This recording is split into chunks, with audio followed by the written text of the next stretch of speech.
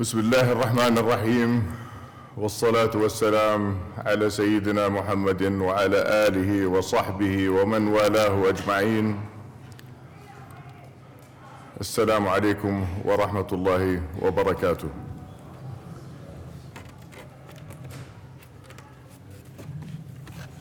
In these troubled times,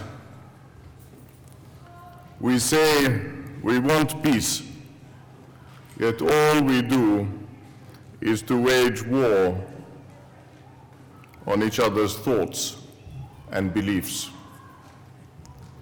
As we approach, as Muslims,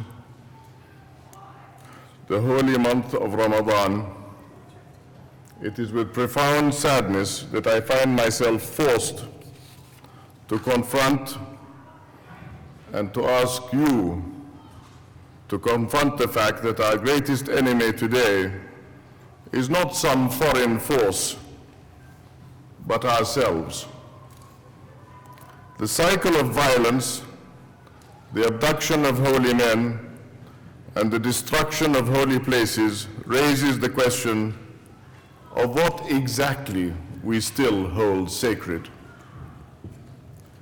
The growing dominance of sectarian discourse in open calls to confront this or that grouping of Muslims.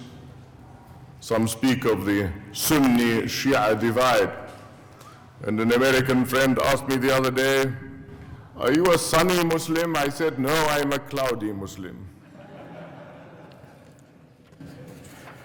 Yet, the persistence in messages of hatred, including, sadly, Sheikh Qaradawi expressing regret for time spent on Sunni-Shia rapprochement.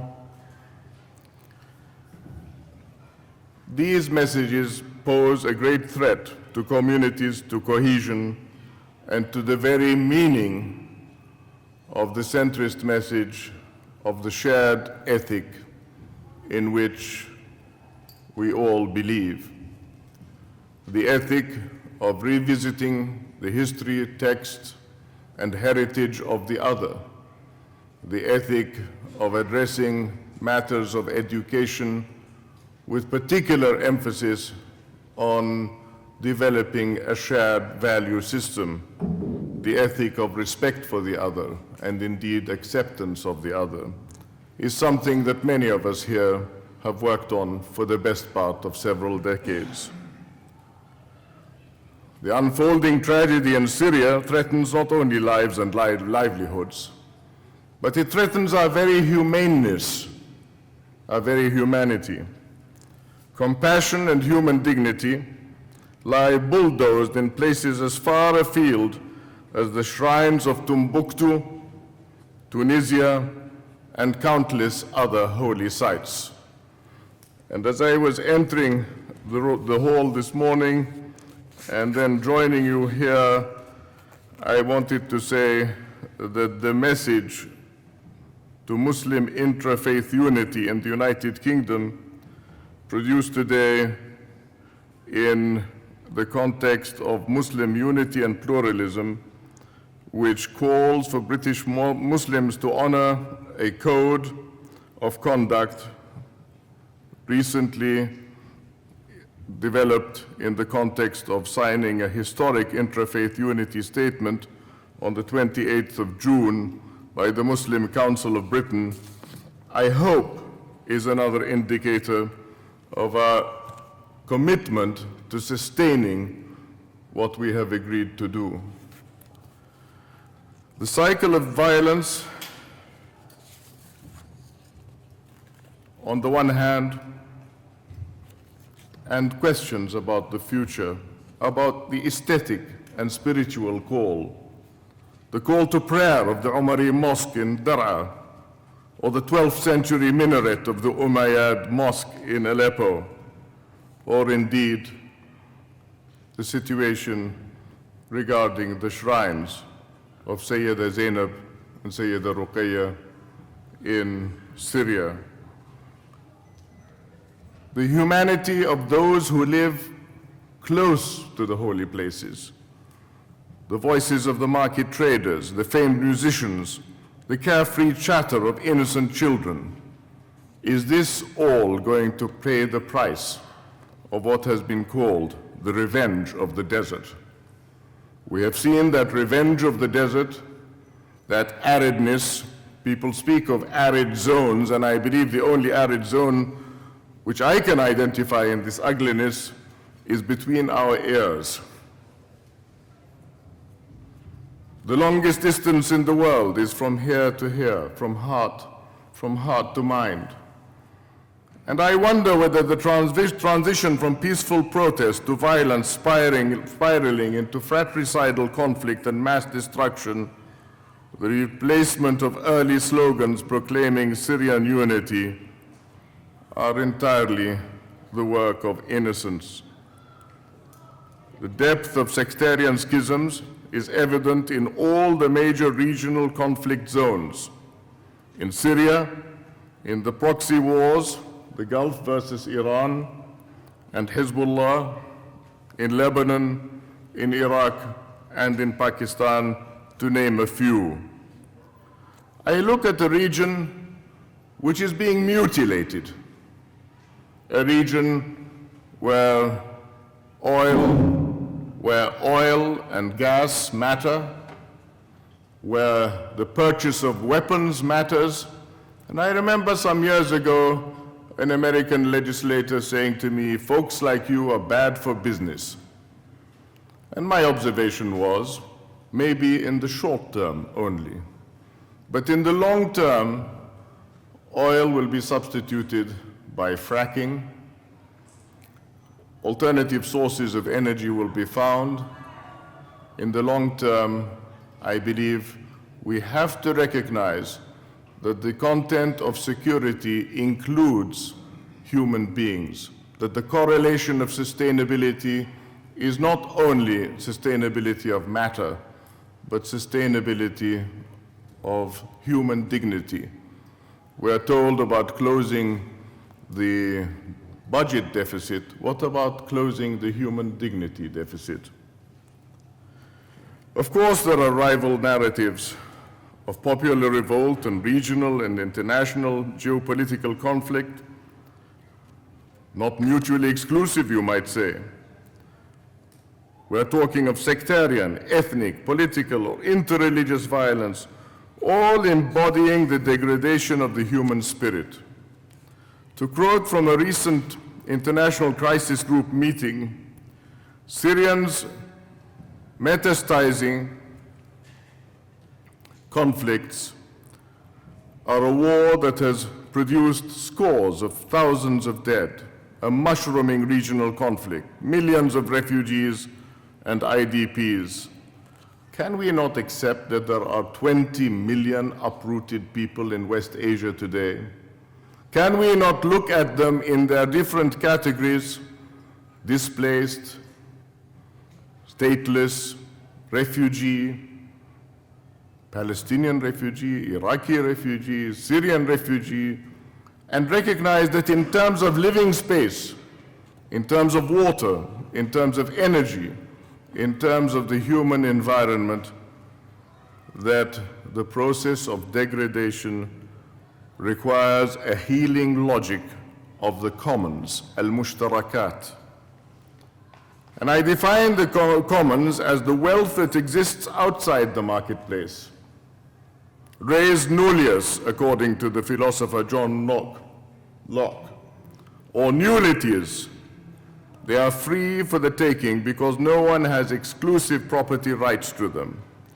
Water, energy, and the human environment are a resource that transcends borders, which themselves, through increased mobility, are becoming a thing of the past.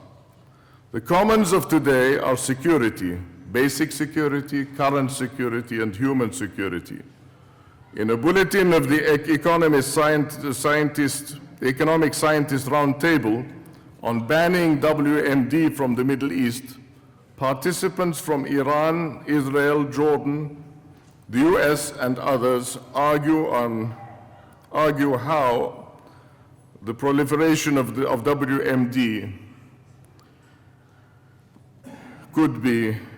contained and illustrate the consequences of a failure to do so. Ramzi Mardini cautions, however, that there is little point negotiating a political settlement if the outcome has already been determined by the strong in basic security terms. That in WMD and current security terms, the never-ending war on terror, but not in human security terms, we are obliged to look with humanity and compassion at the foot soldiers of the terror to come. We are hothousing in those 20 million people the terror that we claim to fear. I ask you, is it not time to look at the uprooted? I know that like Venus and Mars, mobility and development are two separate constellations. Is it not time to recognize the importance of development and mobility? Is it not time to recognize the importance of a reference made by Mohsin Milani, writing in Foreign Affairs, that after the elections in Iran, President Rouhani would likely upend the old order by reaching out to Saudi Arabia to explore the possibility of ending their lingering Cold War and find a way of managing their competition. But what about the rest of us? We are not living in the lofty political climate of the conversation of President Rouhani or His Majesty the King of Saudi Arabia. Are we just collateral damage? I ask you, is the escalating anti-Shiite rhetoric from Sunni clerics who belong to different schools of thought, and I hazard to guess different schools of political thought, is this rhetoric not reflecting an agreement that the Shia are the enemy of the moment?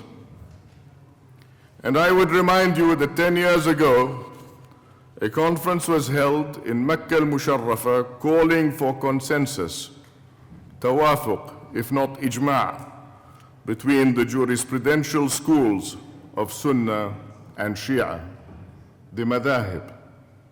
When in Tehran last year at the conference of the Non-Aligned Movement Summit in November, the subject of conversations between the madahib was raised. They said, but we have to add the schools, we had to add the firaq, we have to add al-tawaif. And I ask myself, is every Johnny-come-lately, to use an English expression, with his intimidating baggage, deserving of a seat at the table? Is it not time to call a halt to the relentless stream, not only of atrocities, but of the intellectual terrorism that justify, in parentheses, these atrocities? Is it not time to stop the convulsions through our immediate region and beyond, and to end the mass destruction of human dignity and humanitarian values? I watch the news as I travel around the world, and the introduction to the news broadcast is usually people dying. Every drone represents 100 kilograms of depleted uranium. What happens to our children and our children's children? Already we must accept that the post-conflict period will require a reconstruction, not just of infrastructure, but of our consciousness. I cease to say hearts and minds anymore because it has become so trite. Particularly our consciousness as regards our traumatized youth in our diverse communities. As the young man said following the grisly killing of the former drummer Lee Rigby in Woolwich, this is not my Islam. Dehumanizing one another in the name of religion is not my Islam. The essence of the Islam I recognize is reflected rather in the acts of those who bring succor And I commend, amongst other acts of kindness and reconciliation, the assistance given to the Somali community of the Somali Bravanese Welfare Association following the burning of their center, the rejection of hate preaching between Sunni and Shia, and most recently, as I mentioned earlier, the Manchester Agreement, all of which are testimony to the positive power of civil society acting together for the maslaha, the public good. The Islamic tradition in which I was brought up taught that society, which the divine prophets, peace be upon them, and the Quran sought to establish, was a unified society based on a concept that surpasses tribes, nations, and governments. I recently made an appeal, لعقلاء الأمة, and I translate competently, I hope, because one of our problems is moving from one language to another. This then is your community, a single community, and I am your Lord, so worship me. Where is the noble art of conversation, ladies and gentlemen? I have traveled around the world as moderator for the World Conference for Religions and Peace. And whenever we meet religious leaders, we would say, how can we be of assistance? You serve the community and we are at your service. How can we develop conversation? And some of those religious leaders would look at us with astonishment and say, conversation, what's that? As though the withered limb is not an arm or a leg, but the ability to articulate. Is the noble art of conversation not itself a rejection of prejudice, illogic, and hatred, a means of dispelling misconceptions, stereotypes, establishing mutual respect, building on points of commonality in the face of common challenges? I would like here to cite the wisdom of the ancients. If we wish to prevent the eruption of violence on an even greater scale than the unprecedented scale of violence of the last century and the beginning of the current one, we need to break free of our inferior and immature concept of ourselves and draw on the books of wisdom. Ayatollah Burujurdi, the sole marja in the Shia world from 1945 until his death in 1961, and an expert in fiqh of all the Islamic schools of thought, established cordial relations with Sheikh Mahmoud Shaltut, the Grand Sheikh of the Azhar, with whom he set up the house for bringing Muslim sects nearer in Cairo. Sheikh Mahmoud Shaltut, Sheikh of the Azhar, from 1958 to 1963, campaigned zealously throughout his life for open discussion and cooperation between Sunni and Shia, and for whom Islam was the religion of unity, flexibility, and the straight path. Fatwa of 1959 is worth mentioning here that it incorporated into a letter responding to a query from a Shia scholar concerning the Sunni and Shia schools, and which significantly opens with the words, "Dear Muslim." 2 words, "Dear Muslim." A letter which is still seen as a symbol of hope for those aspiring for a reconciliation between the two branches. In summary, 1, Islam does not require a Muslim to follow a particular madhab, school of thought. Rather, we say every Muslim has the right to follow one of the schools of thought which has been correctly narrated, and its verdicts have been compiled in its books. And everyone who is following such madahib can transfer to another school, and there shall be no crime on him for doing so. The Ja'fari school of thought, secondly, which is also known as the Shia al-Imamiyya al-Ithna Ashariya, the 12 Imami Shiite, is a school of thought that is religiously correct to follow in worship, as are other Sunni schools of thought.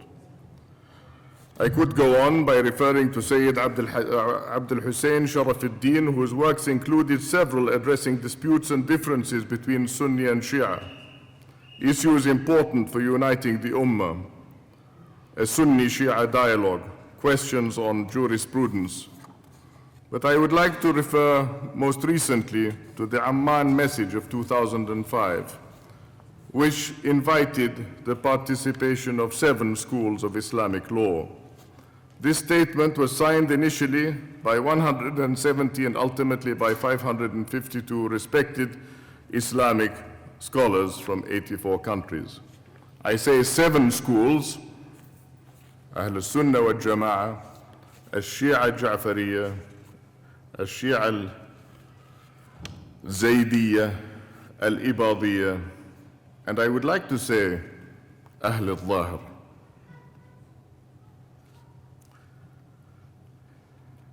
Hanafi, Maliki, Shafi'i, Hanbali, Ja'fari, Zahiri, Ibadi, and Zaydi.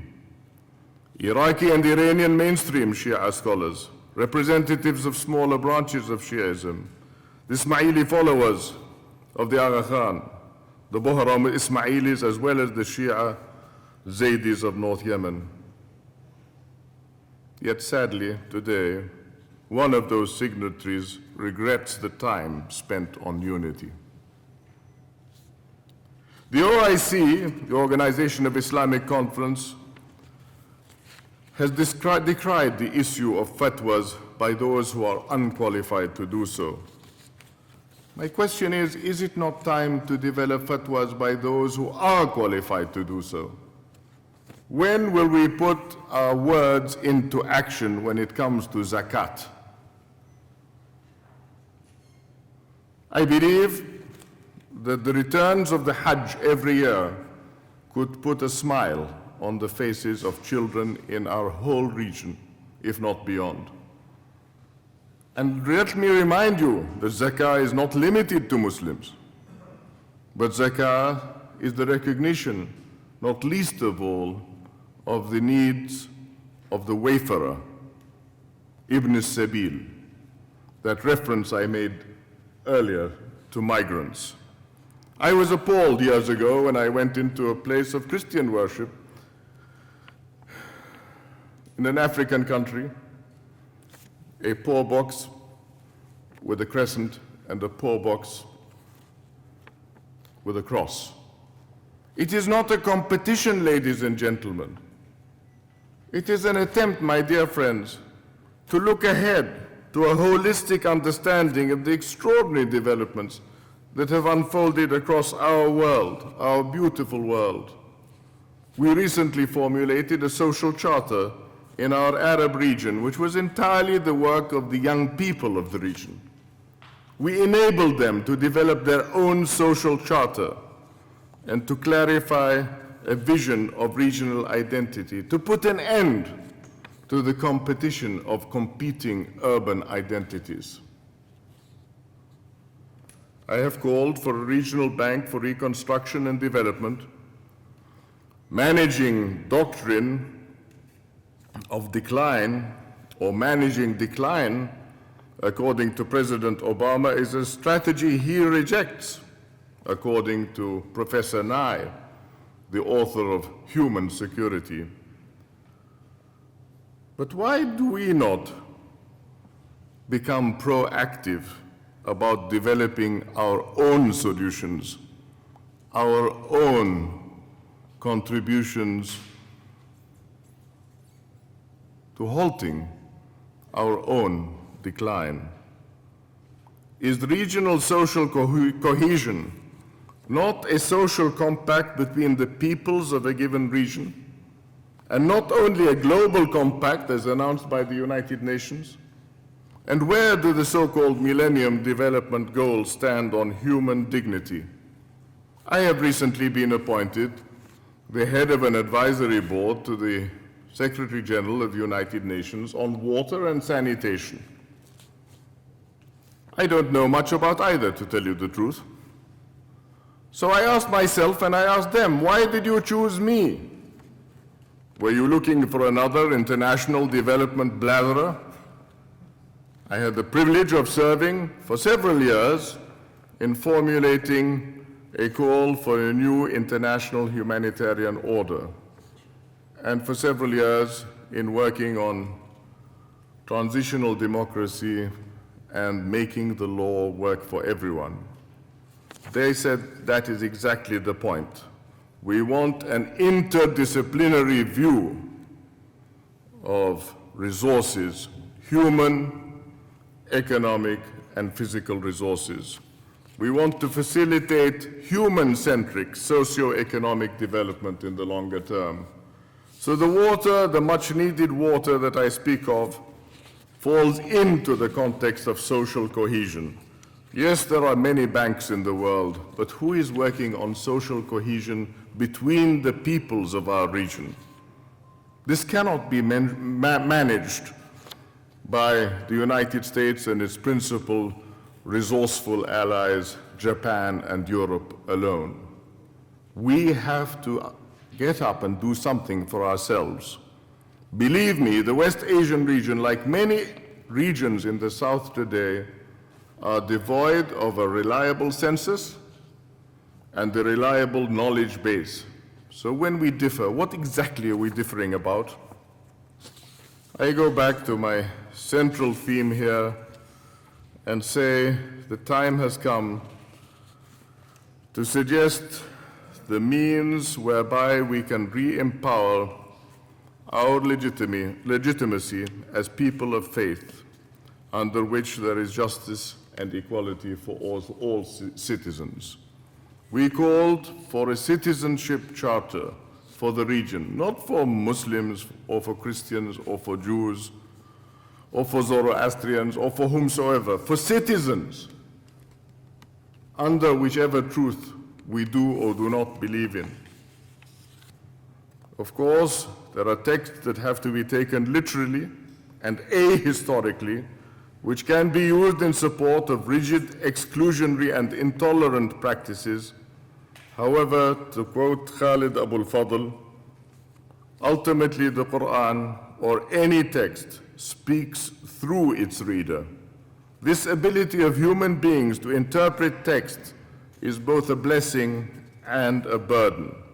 If the reader is intolerant, hateful, or oppressive, so will be the interpretation of that text. My colleague in my Oxford years, Karen Armstrong, has said, Auschwitz, Rwanda, Bosnia, and the destruction of the World Trade Center were all dark epiphanies that revealed what can happen when the sense of the sacred inviolability of every single human being has been lost. Ladies and gentlemen, I believe in Haqq al-Hurriya, the right to freedom, and Haqq al-Karama, the right to human dignity. Irrespective of the outcome of war, we cannot ignore the fact that in Syria and elsewhere, an overwhelming sense of exclusion and ghettoization of the other lies at the heart of the conflict. Let us remember that cosmopolitan and convivial are two different concepts, cosmopolitan and convivial. As long as politicians continue to see their agenda in exclusively material terms, designed to maintain personal power, there can be no dialogue about our shared values and no peace for anybody upon this planet. I despise heroes who paralyze others by speaking for them and say they'll accept death instead of cooperating with them to make death impossible. Abu Hayyan al-Tawhidi says in the Al-Basair with the Khair, wisdom is self-contained. Its parentage is intrinsic. Its argument is concomitant with it, and its foundation is its texts. It is not in need of what is extraneous, and it is essentially needed, and it does not seek assistance from a thing, but actually gives assistance. I ask you to join with us in the noble art of conversation, which we sometimes call dialogue, as a means to resolve difference and for an end to fratricidal violence. Thank you. Wassalamu alaikum.